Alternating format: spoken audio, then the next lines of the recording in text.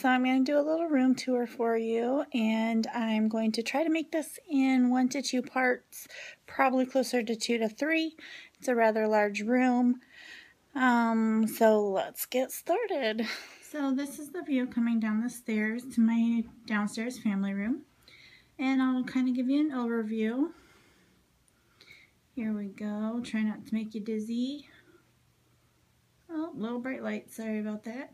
It's getting a little dark around here. Earlier and earlier.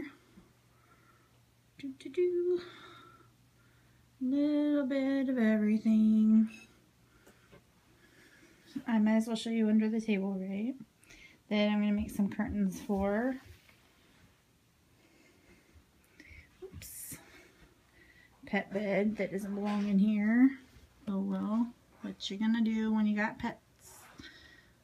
And that wall. Alright, and then that wall over there that you see, well, the wreath forms belong to me instead of the bar stools, but this area is where my sisters do their quilting and crafts and stuff. They live with me, so I gotta share some space. And then that's upstairs to the landing foyer area, and it's kind of a mess always. So let's get started. Like I said, I'm going to try to make this in 2 to 3 parts probably, so we'll try not to make this part very long. This is my fabric cabinet. Up on top I have my big sewing box, a couple of towels that I have a project in mind for, my quilting ruler gripper, and then I have a mess.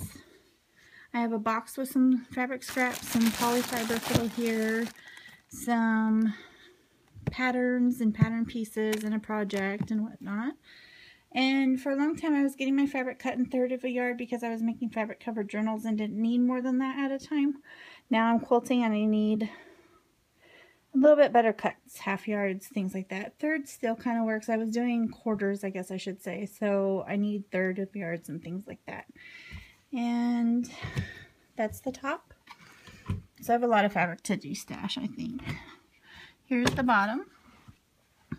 Oops, come into focus. There we go. So I put this shelf together, or this cabinet together, so the door doesn't like to stay open. But you can see there's more 1/4 cuts, 1/3 cuts. In the bottom there is some burlap and some duck cloth buried in there that I use regularly.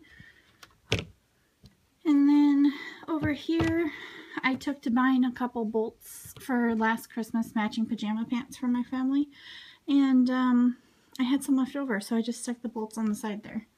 It's kind of a good idea, but it looks a mess sometimes. And then over here is my first Expedit that I got at IKEA last year.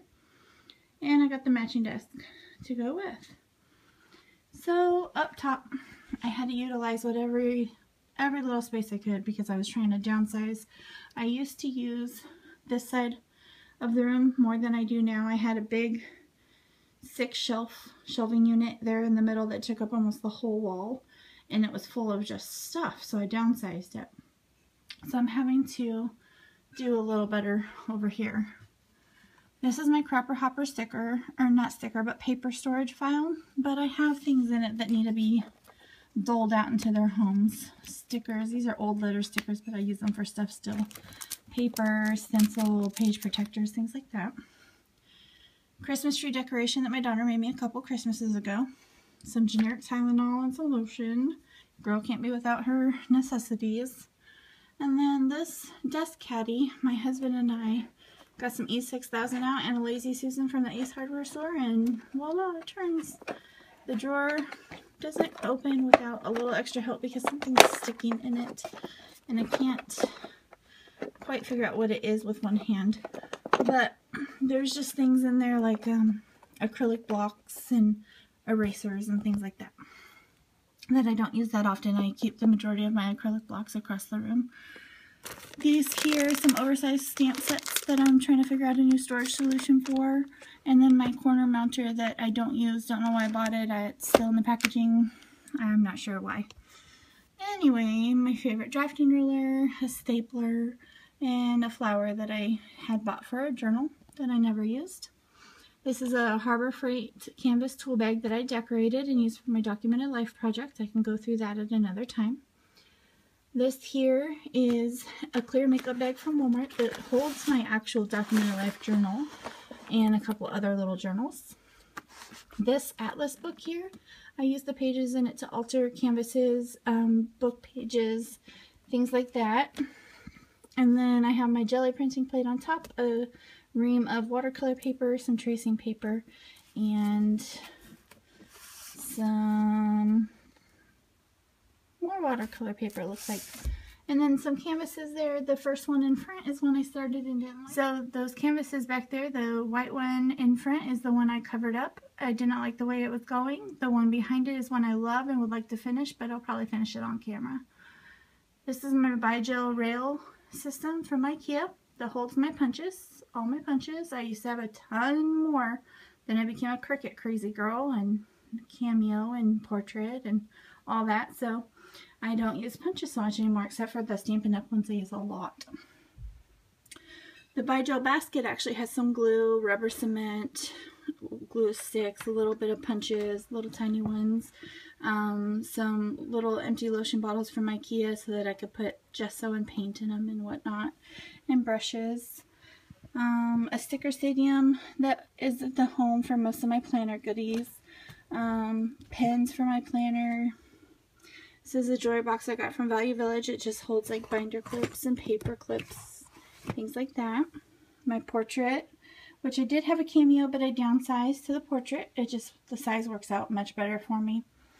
And my laptop here. And then up here in my Expedit, I have my December daily box from last year that I still plan on using up. Some vinyl, my framelits and embossing folders. I'll just quickly show you like my framelits one. It has some Anna Griffin dies in it as well. They're just on magnetic vents sheets, cut down to size. And these are gusseted zipper pockets from Staples. And you can see it holds these in there really well. They don't fall out or anything like that. I don't have many, so this storage system works perfect for me. In fact, if I did grow my collection, it would still work perfect for me because I love these binders and I got them all to match. They have a nice rubbered edge there, so they stay in really good shape.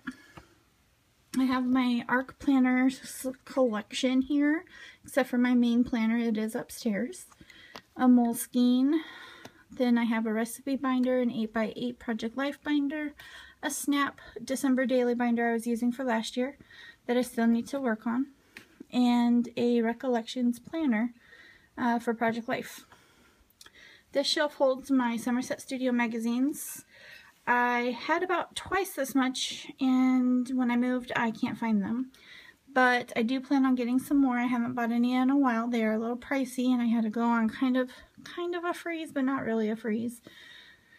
Just had to be more careful with my selections, that's all. There's a little placard I made. This here is just books that I use for inspirational ideas and things like that. A mixed media with Susie Blue, Paint Mojo, but I haven't even cracked that one yet. How to bind your own journals and things like that. A little bit of quilting.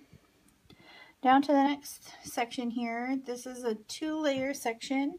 One in the front, one in the back of different books that I use for altering.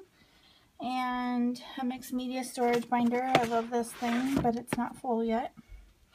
2 more rows of altering papers and books. My Project Life little selection here. This is my planner that holds my pictures that are sorted out by month and trying to sort them out by week. This is this year's Project Life. I am going to get a nicer label printed. This is my page protectors, half of them anyway. And then this is last year's. I just need to finish up December, and I'll get a nicer label printed for that when it's done. My wedding album I've been working on for about 14 years. Decided to switch it over to Project Life, and am not working on it. I'm just not even going to lie. But this little guy I got at Goodwill. It's a little desktop bill organizer thing. But I just hold some paper scraps, some letter stickers, a few embellishment type things, some pictures over here, rubber stamps that are just letters there. That sits out on my Project Life table. Then down here, let's go right here, is my Sizzix Big Kick. I got that for 30 bucks at Tuesday Morning. That's why I didn't go with the Big Shot. This is some projects I'm working on. This here is for my Sizzix plates and embossing plates and magnetic plates and stuff like that. This is my distressing tools, a memorabilia folder, and a scoreboard. Let's get back to that. Down here is my fuse that I don't get out that often, my Crocodile Big Bite, and my Procision Fiskars cutter. I love this guy. Let's move that garbage can out of the way. This is office supplies and class info that I've taken in the past. Now, underneath the curtain that I made is extra fabric, extra fabric. This here, if you can even see back there, I'm not sure, but you see the white lid, there's a pink translucent box there. It's got some ephemera in it. And then down on the bottom is some batting and stuff in another cassette box. This pink purplish tote, if it will, there we go, focus, is a bunch of older Stampin' Up! Stuff that was given to me. And then this here is a project box. I just bought one of those dollar boxes from Albertsons, but I put my Paper Phenomenon projects in it. And then that blue bag is a Project Life gift for a friend. It's got an album and a kit in it and things like that. And then this is a bag of locker hooking goods. Some packing paper to put on my table when I'm doing messy art. And then my cutting mats are back there. Here's the curtain that I made to hide that mess. It's really cute, and I'm going to make a couple more. And then, of course, this is my printing station with my printer, and then that's a mess down there, but I'm trying to put cords and stuff away. And then up there is a floating IKEA Expedit shelf. On the very top, there is some pictures in a couple jars. One jar has ribbon in it. The other jar has ribbon on it. And my office paper and things like that. So, I think that's where I'll leave off on part 1. That was quite a bit of information. But I do want to tell you that I will be making parts 2 and probably 3 tomorrow. And try to upload those tomorrow as well. If there's anything else that you specifically want to see into, if you have questions about anything like that, please do leave me a message in the comment section. Please don't forget to subscribe and like this video. Subscribe to my channel and like this video is what I should say. I'm all kinds of tongue-tied. So, have a nice day, and we'll see you tomorrow.